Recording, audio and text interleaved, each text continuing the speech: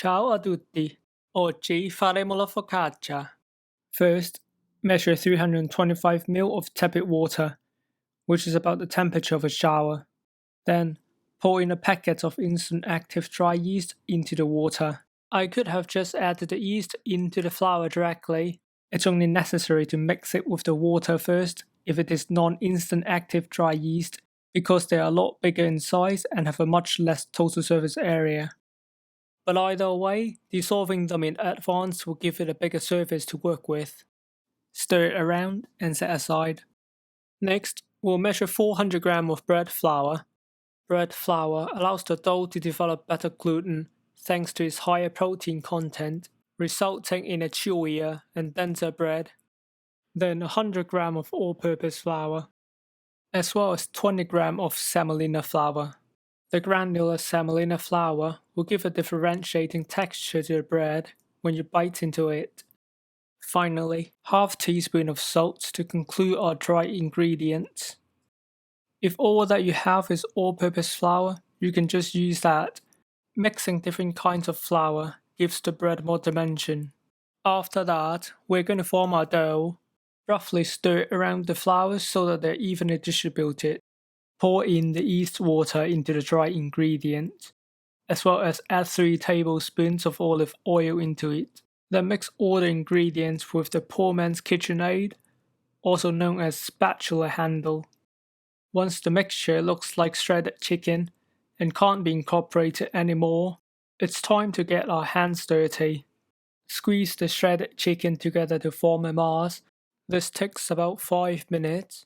Once they're more or less stuck together, move it onto the work surface. Continue kneading it for a bit to collect all the bits and bobs around. Then made a well in the dough and poured in the remaining flour that's in the bowl. Continue forming the dough, then knead it for about 7 minutes. The kneading technique I'm using here is simply stretch the dough and then roll it back. After several times, I rotate the dough and repeat. Stendi e giri, ruoti e ripeti. Stendi e giri. Once the dough ball is formed, coat a large glass bowl with oil. The dough will double in size, so make sure your bowl is big enough. And it took me about half an hour for a 26-degree day. Or you can leave it in the fridge and it will take about an hour and a half.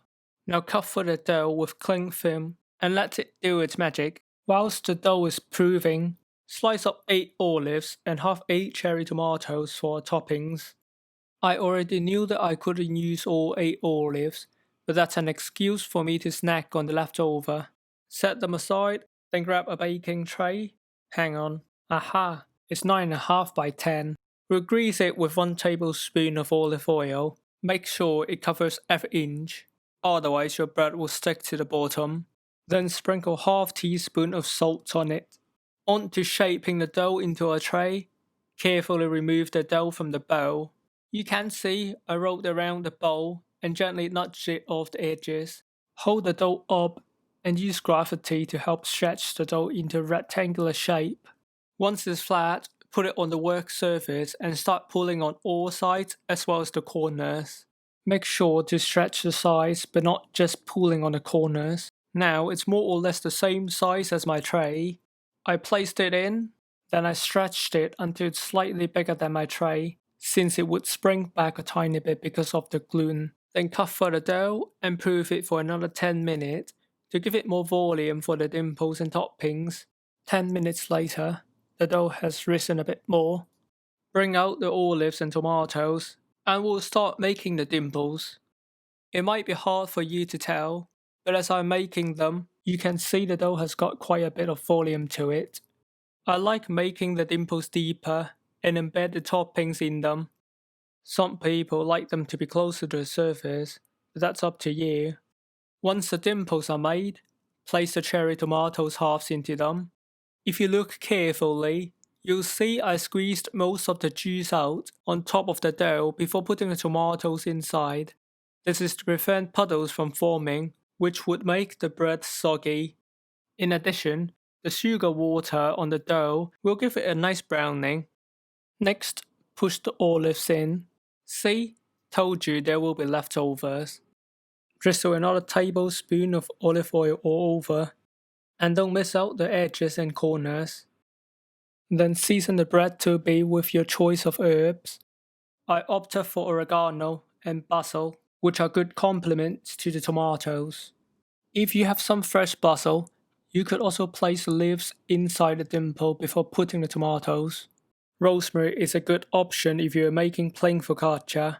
Finally, cover the dough with a tea towel in a warm place for a final proof for a quarter.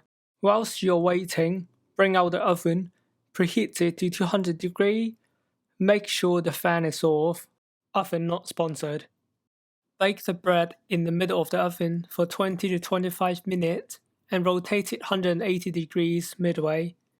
You will have to adjust the time based on the size of your pan. If you're using a bigger pan, the bread will be shallower, hence a faster cook time, vice versa.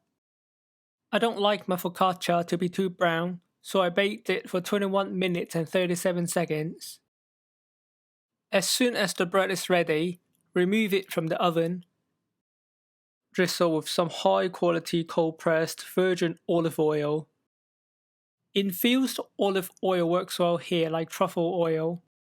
I used pesto parmesan oil since it complements the tomato and basil perfectly. Then take it out of the tray and rest it on a rack because we don't want soggy bottom. Wait for at least 10 minutes before you cut into it, otherwise the steam inside the bread will escape. Focaccia is a very versatile Italian bread, and you can experiment with all sorts of toppings. Give this a try and I guarantee that you won't be disappointed. Listen to that crunch. On to tasting. Sprinkle some fancy flaky salt if you have them, which I don't. I am using Himalayan pink, so that it's not too salty. Mamma mia, è perfetta.